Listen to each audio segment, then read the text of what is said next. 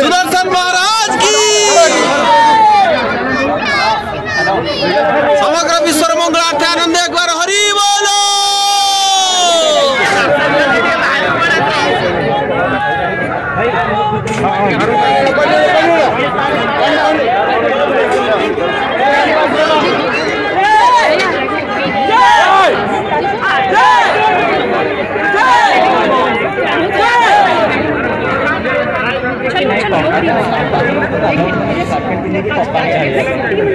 पानी हाथ में दे दी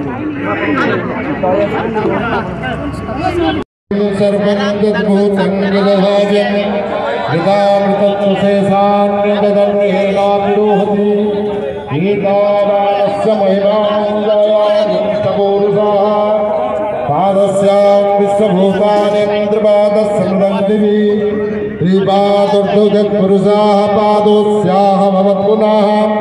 ततो व्यक्षङ्गव्यङ्गाः सने अभि ततो विराजगायतो विराजो अधिपुरुषाः स जातोऽत्यरिच्येत् पश्चात् भूमिन्मतो पुराः तस्मात् सर्वभूतं संहृतं प्रसदार्जं पशुगुंस्तागुंश्चक्रे वायव्यान्